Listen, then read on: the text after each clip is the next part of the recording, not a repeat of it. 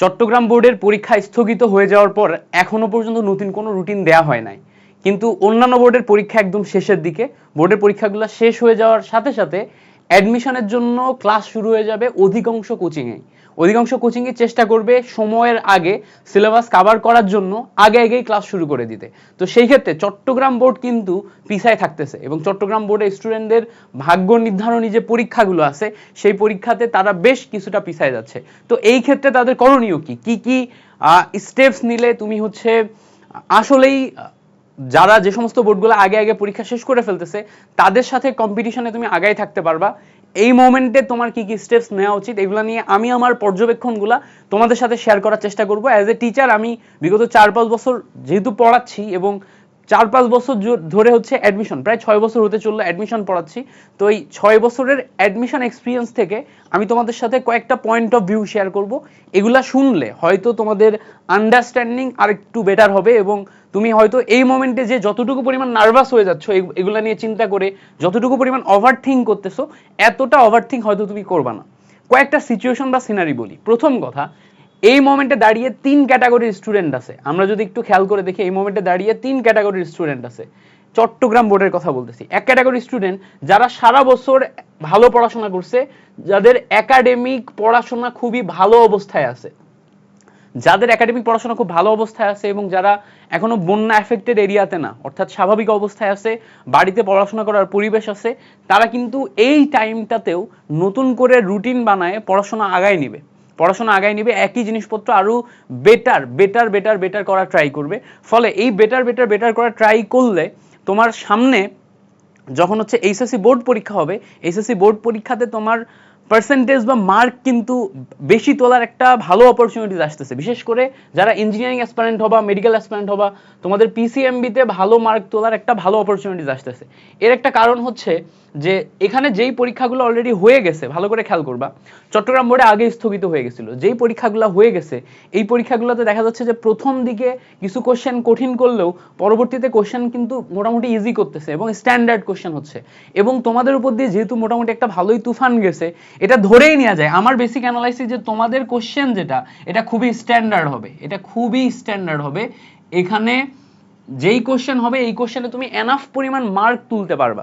তো যাদের একাডেমিক পড়াশোনা খুব ভালো করা আছে তাদের এই মোমেন্টটা হচ্ছে অ্যাডমিশনের আগের এই যে তোমার নর্মাল এইচএসসি পরীক্ষা, এখানে পিসিএমবিতে ভালো করে মার্ক তোলার এবং এই জায়গাতে একটা ফাইট ব্যাক করার সুযোগ। এবং তোমাদের ব্যাচমেটদের সাথে যেই ঘটনাগুলো ঘটতেছে, অনেকে যেই কারণগুলোতে বোর্ড পরীক্ষা খারাপ হচ্ছে তাদের থেকে তুমি শুনে নিয়ে ওই কারণগুলো এড়িয়ে চলে বোর্ড পরীক্ষা ভালো করার একটা সুযোগ।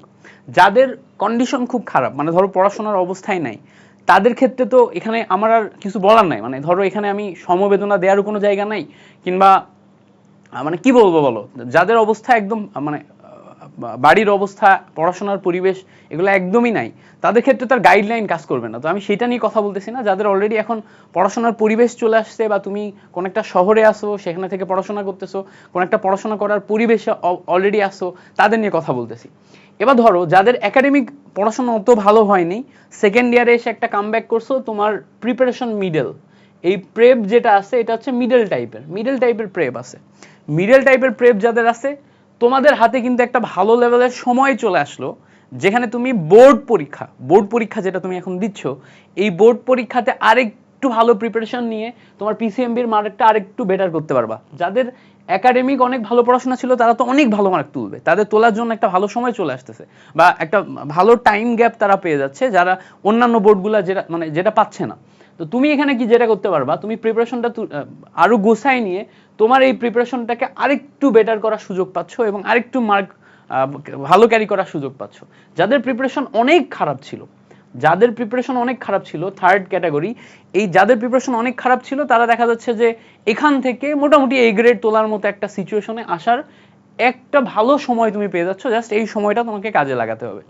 এখন এই টাইমের মাঝখানে যখন তোমার অ্যাডমিশনের জন্য ওদিকে ক্লাস শুরু হয়ে যাবে, তুমি পিছায় যাচ্ছ এরকম তোমার ফিল হবে।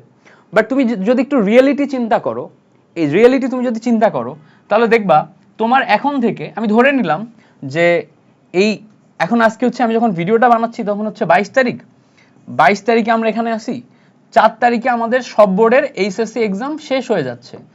তোমার পরীক্ষার যে রুটিন সেটা 25-26 তারিখের দিকে দিয়ে দিছে, এবং ধরে নিলাম যে এই মাসের শুরুর দিকে, মানে এই মাসের শেষের দিকে তোমার পরীক্ষা শুরু হচ্ছে। এবং যখন এই মাসের শেষের দিকে পরীক্ষা শুরু হবে, তখন স্বাভাবিকভাবে তোমার পরবর্তী পরীক্ষাগুলোর মাঝখানে গ্যাপ একটু কম দিবে, একটু গ্যাপ কম দিবে। তো যতটুকু গ্যাপ দিবে, ধরো একদিন করে যদি গ্যাপ দেয়, বা একদিন 1.5 দিন করে যদি গ্যাপ দেয়, এই গ্যাপে পরীক্ষা দিয়ে শেষ করতে এদিকে 4 তারিখে পরীক্ষা শেষ হয়েছে, তোমাদের দেখা যাচ্ছে সর্বোচ্চ গেলে 10 থেকে 15 তারিখের মাঝখানে পরীক্ষা শেষ করবে।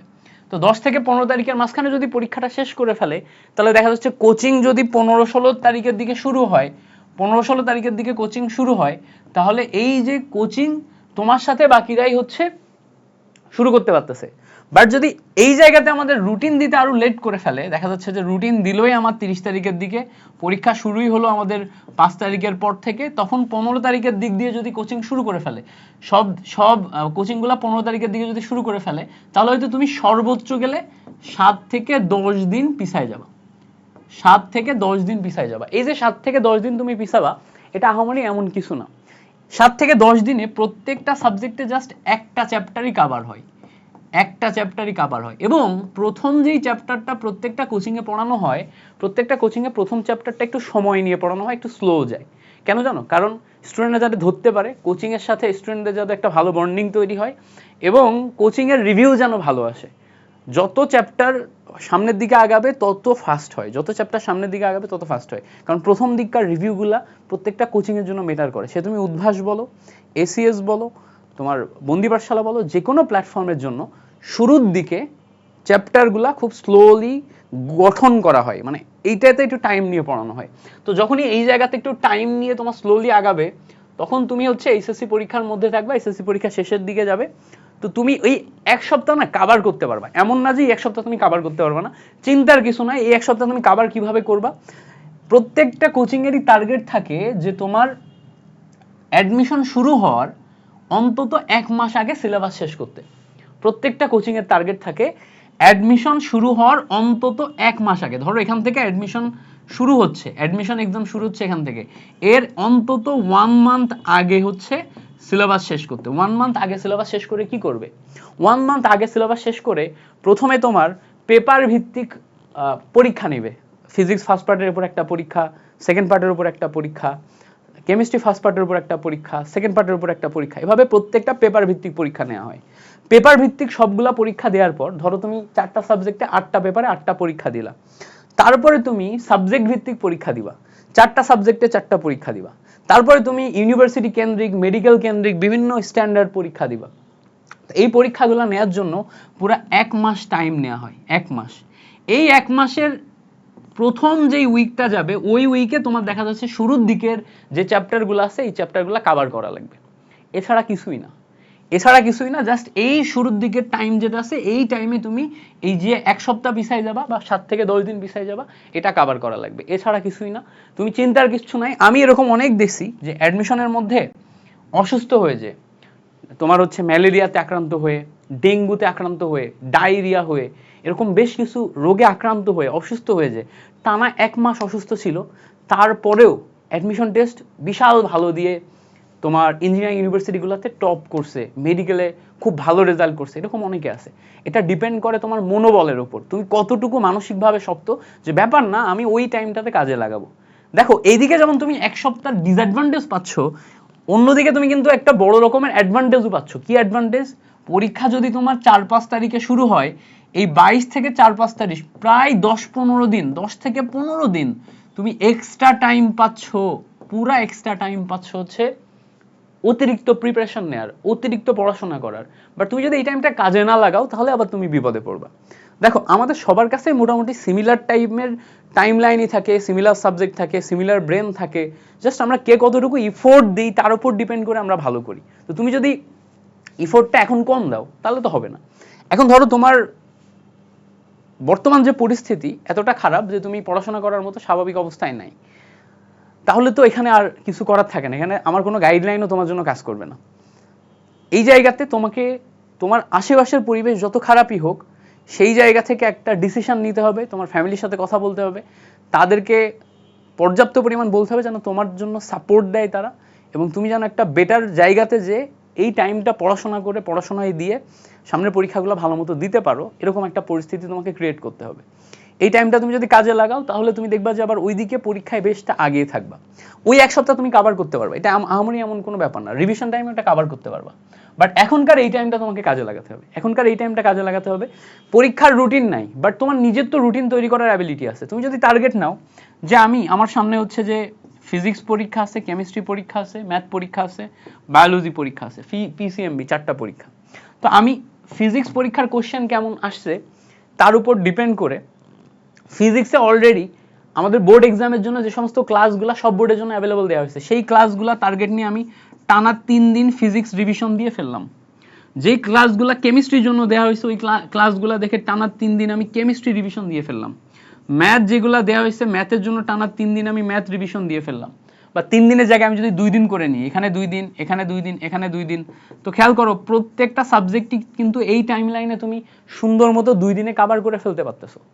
জাস্ট ক্লাসগুলো ব্যবহার করে, যে ক্লাসগুলো তোমাকে দেওয়া হয়েছে এই ক্লাসের ম্যাটেরিয়ালগুলো ব্যবহার করে তুমি আগায় ফেলতে পারতেছো। বোর্ড কোশ্চেন সলভ করে তুমি কনফিডেন্ট হচ্ছ, বোর্ড কোশ্চেনগুলো বারবার দেখতেছো, ওই কোশ্চেনগুলো তোমার হচ্ছে যে বাকি বোর্ডের যে প্রশ্ন আসছে ওই প্রশ্নগুলো একটু বাড়ি বসে বসে সলভ করার চেষ্টা করতেছো। এই টাইপের ডিসিশনগুলো তোমাকে এগিয়ে রাখবে। তুমি জাস্ট তোমার যে অবস্থানটা আছে সে অবস্থান থেকে শুরু করে মানসিকভাবে শক্ত হও। তুমি ট্রাই করো যে পরীক্ষা যখনই হোক সেই টাইম লাইনে আমি ইফোর্ট দিব, পরীক্ষাটা শেষ করব, রেজাল্ট পাবো এবং আমি আমার বেস্ট ইফোর্টটা দিয়ে অ্যাডমিশন টেস্ট পর্যন্ত যাব। তাড়াহুড়া কিছু নাই, এক সপ্তাহ পিছাই গেলে বা 10 দিন পিছাই গেলে তুমি অনেক বেশি পিছাই যাবে এরকম না। বাট আমার রিকোয়েস্ট থাকবে বাকি সব বাংলাদেশের অনলাইন কোচিং থেকে শুরু করে অফলাইন কোচিং সব প্ল্যাটফর্মের উপরে বা তাদের কাছে যে তোমাদের সাথেই একসাথে টাইমলাইন মিলায়ে যেন কোচিংটা শুরু করা হয়। সবার সাথে একসাথে টাইমলাইন মিলায়ে কোচিংটা শুরু করলে তাহলে দেখা যাবে যে তোমরাও একটু ফেয়ার পাবা। তোমরা তখন ফেয়ার পাবা না, তোমরা আরো অ্যাডভান্টেজ পাবা। অ্যাডভান্টেজ না, মোটামুটি ওভারঅল সেমই, কারণ দেরি করে শুরু করলে ওরা আবার বাসায় বসে একা একা পড়ার একটা টাইম পেয়ে যাচ্ছে, বাসায় একা একা পড়াশোনা করার টাইম পেয়ে যাচ্ছে বা এনাফ রিসার্চ করার টাইম পেয়ে যাচ্ছে।